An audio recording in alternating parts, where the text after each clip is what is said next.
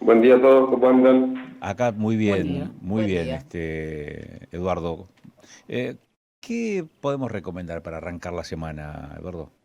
Bueno, venimos de hablar si recuerdan, de cómo conformar un equipo y la importancia que tiene. Lo que podemos agregar a ese tema es qué habilidades necesita en la actualidad los colaboradores para poder conformar un equipo. Bueno, lo que acabas de plantear es muy interesante porque armar el equipo es quizás la tarea de quienes están en niveles de jefatura o niveles gerenciales, que arma los equipos. Ahora, la tarea en equipo es una cuestión actitudinal de quienes integran finalmente ese grupo. Exacto. Y es un karma, como decís, es una tarea muy difícil, titánica, porque es un trabajo de coordinación con un objetivo en común, como recordamos de lo que hablamos el lunes pasado, y la verdad que a quien le toca esa tarea titánica tiene que tener muy claro un par por lo menos un desarrollo individual, ¿no? Eso está claro. A ver, contanos Primero que eso. nada tiene que estar preparado de manera personal para poder enfrentar ese gran desafío. Pero después, bueno, ¿qué características tenemos que identificar en una persona o ir desarrollando en el medio de la formación? Para mí hay una buena definición, es que los grandes equipos o los equipos de alto rendimiento se conforman con las personas adecuadas. Ajá. Un dato no menor. Claro, bueno, ahí está la centralidad en todo caso de esa decisión primigenia que es convocar a tal o a cual y no a otros, ¿no? Sí, saber a quién convocar, saber a quién tomar, y también es re importante saber a quién sacar o desvincular en el momento justo. Y después desarrollando a las personas también en el trayecto, en el tramo que nos conforma el proyecto que llevamos adelante. Y si les digo algunas características que tienen que tener en cuenta, vamos a empezar por algo que vos dijiste, lo actitudinal. Esas características como si fuese de emprendedurismo, ¿no? Ganas de hacer algo, ganas de perseguir un objetivo. Ese para mí es uno de los principales puntos. Eduardo, Después, sí, lo actitudinal, tengo varias preguntas, pero digo, ¿lo actitudinal es cierto que termina siendo como dice la frase, la actitud es todo? ¿Prima ante el resto de las condiciones? a ver, lo actitudinal conforma parte del desarrollo, llamémosle fortaleza mental y de la parte mental. Es una porción importante en las características, en las cualidades de un colaborador, pero no es todo. Ujú. Claro, digo, Porque con actitud, con motivación, sin conocimiento, corremos mucho riesgo. Claro. claro, hacia ahí iba, Bueno, exactamente. porque cuando vos conformás un equipo, quizás el que toma la decisión de convocar a tal o a cual pueda acceder rápidamente a mensurar los conocimientos acreditados. ¿Esto qué quiere decir? Evaluar el currículum, Ujú. ¿no? Y a lo mejor hasta te podés llevar un bonus track después de la primera entrevista o de las primeras entrevistas respecto de cuáles son esos aspectos actitudinales que podés advertir o procedimentales, porque me parece que también está ahí la cosa, ¿no? En la actitud, en el conocimiento y en los procederes, digamos, de cómo actúan las personas, ¿no? Tengo la sensación de que se puede trabajar en equipo sobre el nivel de conocimiento, es decir, la capacitación. Podés trabajar sobre los procedimientos, que también es capacitación. Ahora, la actitud me parece que tiene mucho que ver con esto que mencionaste recién, una palabrita clave que mencionaste recién, que es el estímulo.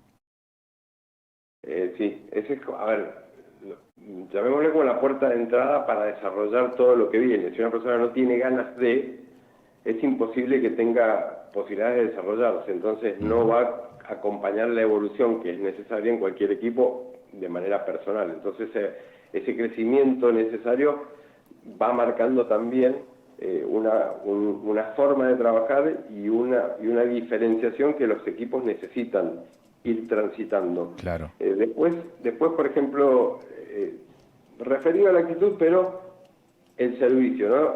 Esto de quererme, conocerme, quererme para poder hacerlo con el prójimo, con el otro. Entonces, tener esa disposición hacia el otro también es una característica importante del equipo. El conocimiento está claro que hay que tenerlo, y más hay actividades que requieren especificaciones técnicas que sin eso no se podría ejecutar. Hay trabajos en equipo que no son tan determinantes, pero la actitud y la parte de servicio son también preponderantes. Luego el desarrollo mental, para mí es una clave, sumado a la productividad, siempre esto del aporte, y el coraje y la adaptabilidad. El coraje para emprender, como dijimos, y la adaptabilidad para, en este mundo que vivimos, tan incierto, tan volátil, tienen que tener estas características de desarrollo personal para adaptarse a las distintas circunstancias personales del entorno y del negocio en sí mismo. ¿Te puedo hacer una pregunta jodida? Estamos el día lunes, recién nos levantamos. Ya está hecha.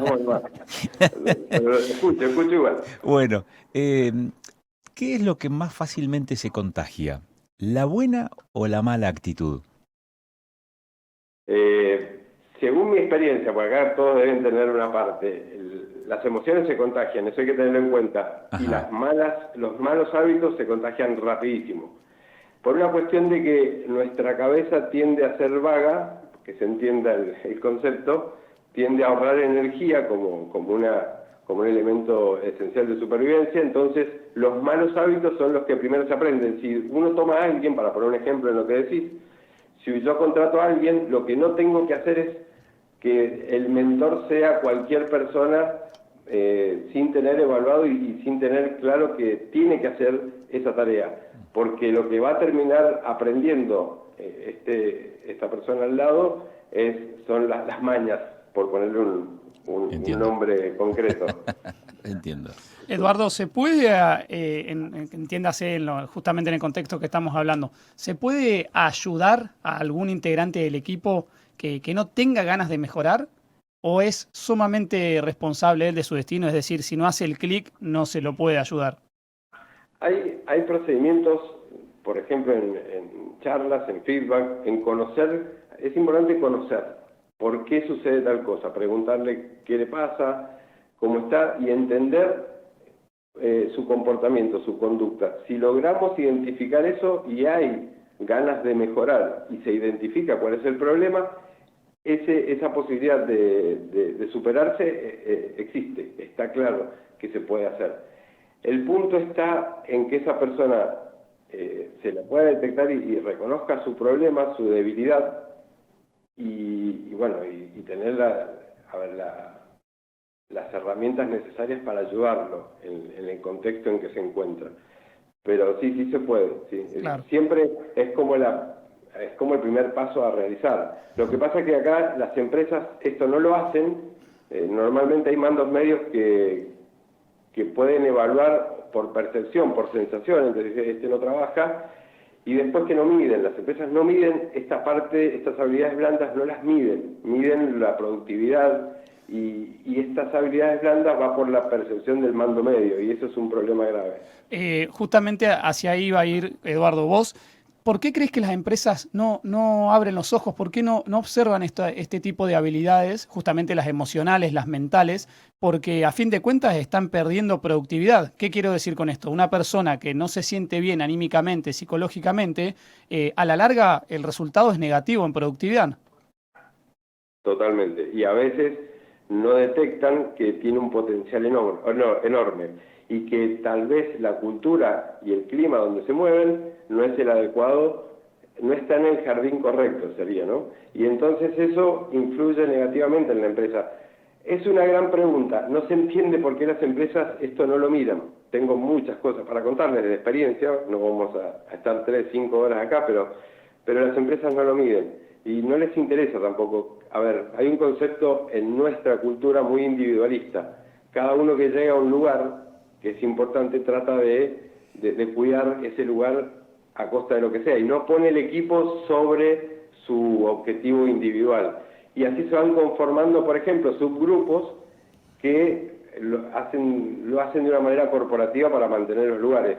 Es muy complejo y es un tema muy largo, pero tiene que ver mucho con nuestra cultura, que debería ir modificándose. Estos espacios Estos espacios son importantes, por lo menos para dejar la incógnita, la pregunta y que reflexionen sobre esto, ¿no? Sobre estos temas de liderazgo, de comunicación, de trabajo en equipo, de habilidades, de productividad, de cómo conformar un buen lugar para trabajar para que la gente se sienta a gusto, cómoda y el negocio se potencie, porque así crecemos todos.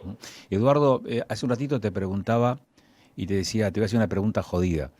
Te consultaba precisamente por esto que estamos charlando ahora, ¿no? ¿Qué se contagia más fácil, si la buena o la mala actitud? Bueno, te mentí, porque tengo una segunda pregunta jodida. Bien, bien. Peor que la anterior. Todo en el combo. Eh, ¿Y cómo se aplica esto en los ámbitos públicos, en donde el estímulo puede estar presente, pero hay una herramienta que está presente en el ámbito de las empresas, en el sector privado, que en lo público no existe y que es la prescindencia? Porque cuando vos no reunís condiciones que tengan que ver con el conocimiento, con los procedimientos y con la actitud, probablemente la decisión más drástica dentro de una estructura empresarial sea, bueno, voy a prescindir de estos integrantes o de este integrante del equipo y lo reemplazo por otras personas o reconfiguro el equipo en su totalidad. Ahora, en los ámbitos públicos, esa herramienta o ese recurso no lo tenés presente. Entonces, ¿qué pasa allí o cómo ves vos esa realidad en ese otro campo tan importante o tan, digo por su envergadura, ¿no? Que es el ámbito público, y esta cuestión, la de la actitud, la de el estímulo y la posibilidad de armar equipos con un nivel de productividad mayor, haciendo énfasis en las cuestiones blandas, digamos, en los aspectos blandos de la relación? Bien, a ver, vamos con la segunda, no sé si contesté la primera, pero vamos por la segunda. Yo, si alguien quiere, y dejo de paso el anuncio, y en mis redes tengo un pequeño artículo que se llama La casta en las empresas privadas, donde trabajo en equipo. Yo lo que digo, esto es cultural, por lo tanto, el ámbito privado como el ámbito público, con las características particulares de cada lugar, se acomoda a lo que les dejan hacer y, o sea, pueden realizar. Entonces, yo creo que no tiene que ver con lo público y lo privado, tiene que ver con una concepción de nuestra cultura. Entonces, imagínate que yo les contaba que en el ámbito privado se arman estos grupos cerrados de personas que comparten una misma ideología, ya sea mantener el trabajo a costa de lo que sea. Imagínate en un lugar donde no hay control, que esto pasa mucho en el ámbito público, con objetivos que no son el mejorar de la vida de la gente por sobre todas las cosas como debería ser. O sea, hay un tema de no definición de una visión y una misión clara, de no tener las personas adecuadas y sobre todo de no tener control, de no controlar, de no medir. Entonces yo no puedo modificar nada que no mida.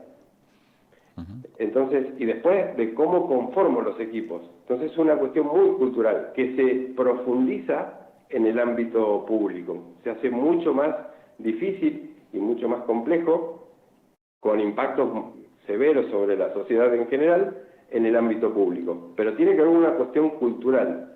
No apuntar a lo público como algo que no se puede modificar. Creo que tiene que ver con la manera que nosotros tenemos de abordar estas responsabilidades individuales cuando nada depende de nosotros mismos, no es nuestra plata, sería, ¿no? Eduardo, ha sido un gusto charlar contigo, como todos los lunes, ¿eh?